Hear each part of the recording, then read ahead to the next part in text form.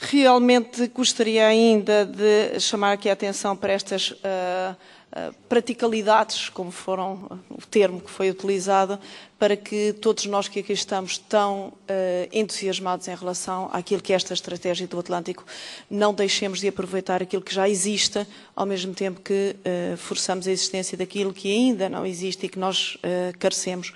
Em todo caso, é minha convicção que com uma boa articulação e uma transversalidade que é exigida por esta estratégia do Atlântico e por uma política marítima integrada, pode-se efetivamente fazer cada vez mais com os recursos que temos e por isso penso que o discurso também tem que passar um pouco por isto, na fase que atravessamos, de não uma exigência constante de mais organismos, mais financiamento, mais recursos a vários níveis, mas mostrar que há um empenhamento forte para pôr tudo a trabalhar que já temos e potencializar aquilo que efetivamente existe, sem descurar aquilo que certamente serão também necessidades adicionais para levar avante esta estratégia do Atlântico.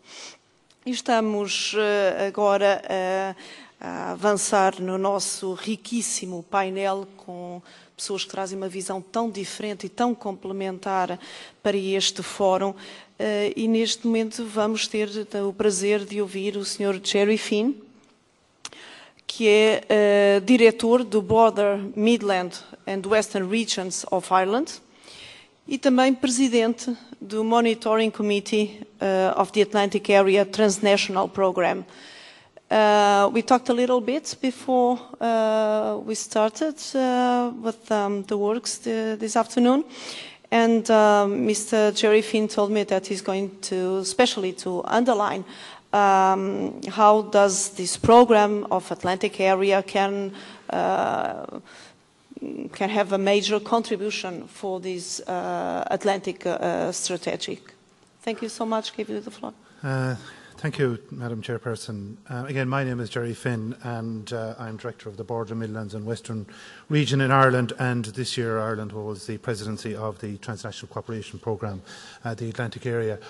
I thought just when Colin was making the presentation, I said, dear God, he's going to steal everything I have to say, but thankfully he still left me with a few things to say about the Atlantic area. So what I'm going to do in my few minutes is try and demonstrate to you the practical application, I suppose, in some extent, of regional policy as expressed through transnational cooperation, with specific emphasis on the Atlantic area, and how the Atlantic area programme, as part of the transnational cooperation, makes a very specific contribution to many of the themes in regard to the entire Atlantic area strategy.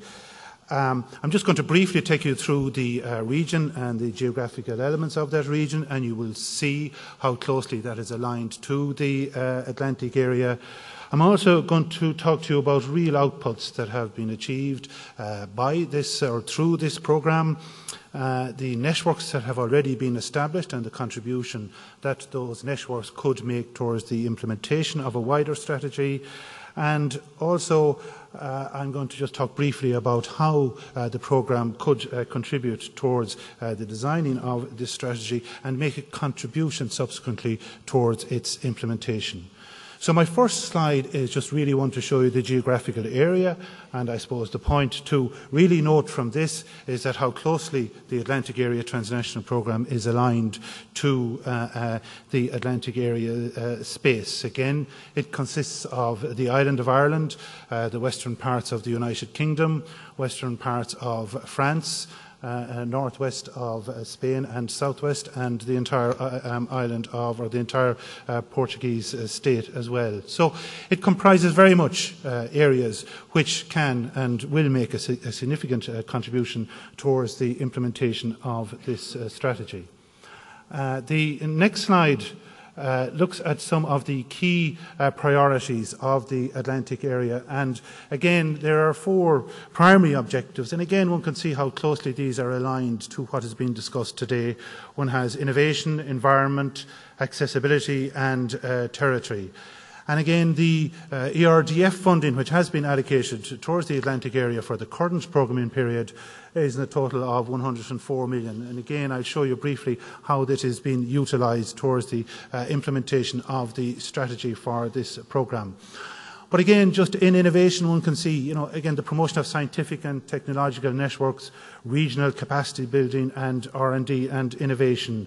Under environment, again, you have natural resource, risk management, improvements to the environmental quality and energy efficiency. And again, note how close these are aligned to the Atlantic strategy.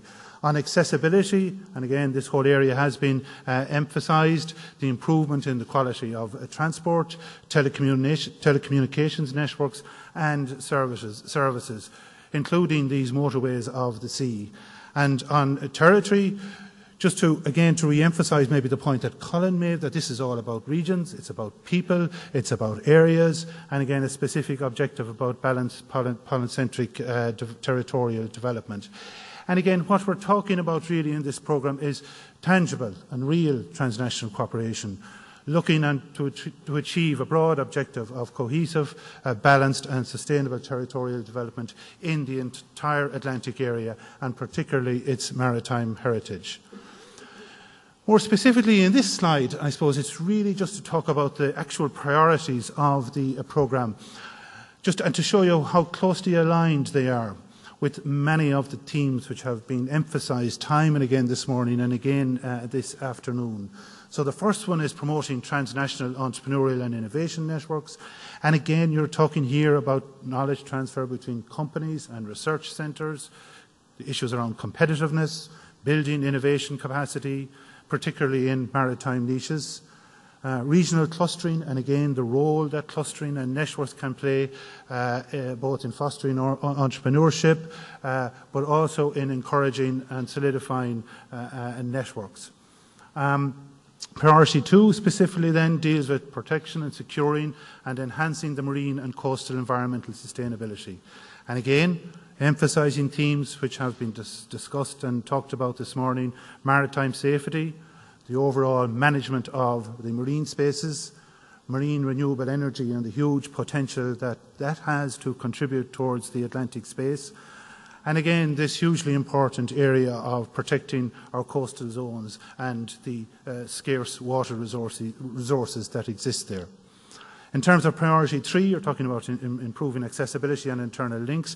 And again, you're talking about internal networks, sea networks, rail, road, intermodality, and finally then looking at transnational urban and regional development. And again, there is a specific theme or sub-theme built in here which deals with marine heritage and cultural exchange.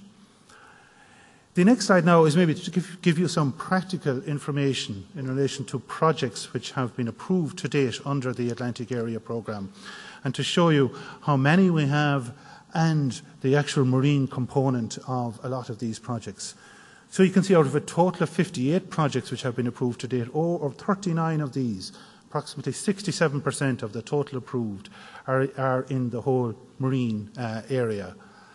And if you look at the slide or the next chart on the right, projects linked to priorities of the strategy for the Atlantic Ocean, again, want to look at the significant number of projects that are linked in to the priorities for this particular strategy. Again, you have priority 2.1, implementing the ecosystems approach, reducing Europe's carbon footprint, sustainable exploitation of the Atlantic's seafloors, natural resources. And again, this was emphasised this morning, particularly by Ireland, I think, and other countries, the contribution that this can make, and responding to threats and emergencies. And again, this was emphasised by the Commissioner and other speakers this morning. Lead partners, again, for maritime projects, we have a total of 38 of these, as mentioned already, and lead partners because of their intimate involvement with a number of sub-partners throughout the entire Atlantic region can play a very significant part in terms of leading projects and building networks and utilising existing networks to deliver some of the outputs that may be required under this programme. And again, the final one on the bottom right-hand corner, we have over 248 actual partners involved broadly in marine projects, and you can see the breakdown between the various member states, again delivering projects in the marine space. The next one, just to give you an idea of money and where it's actually allocated, because unless you have money, you won't really do a lot. We all know that from operation on the ground. But again, not to overemphasize, but still it makes a significant contribution. So you have a total of over 91 million, as you can see here, devoted towards Atlantic projects with a maritime space, and as against a total of 49 million for other Atlantic area projects. So one can see there is a strong emphasis already established within the programme of funding projects in the broad maritime space. And again, the following chart underneath shows projects funded and the priorities of the strategy for the Atlantic Ocean. And again, you can see over the 4 priorities the allocation of funding towards the various themes. And again, it is significant, the contribution that has already been made by these projects towards maritime issues in its very broadest sense, and the capacity that these can have to deliver some of the outcomes which are going to be required under this programme. The final 2 slides just talk briefly about the composition of the membership of these projects. And again, I think partnership, the title of this, is a feature in the Atlantic area. It is what transnational cooperation is all about.